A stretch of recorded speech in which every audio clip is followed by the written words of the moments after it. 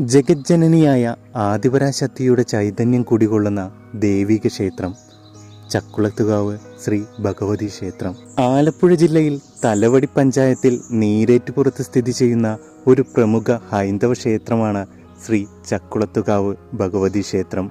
ഭക്തർക്ക്, പ്രത്യേകിച്ച് ശ്രീഭക്തർക്ക് ഒരു വിശേഷപ്പെട്ട ക്ഷേത്രം തന്നെയാണ് ചക്കുളത്തുകാവ് ശ്രീ ഭഗവതി ക്ഷേത്രം. വനദുർഗയാണ് ഈ ക്ഷേത്രത്തിലെ മുഖ്യ പ്രതിഷ്ഠ. ഭദ്രകാളി സങ്കല്പത്തിലും ആരാധനയുണ്ട്. ഉപദേവതകളായി ഗണപതി, ശിവൻ, വിഷ്ണു, സുബ്രഹ്മണ്യൻ, ശാസ്താവ്, ഹനുമാൻ, നവഗ്രഹങ്ങൾ, നാഗദൈവങ്ങൾ, ബ്രഹ്മരക്ഷസ്, യക്ഷിയമ്മ എന്നിവർക്കും പ്രതിഷ്ഠയുണ്ട്.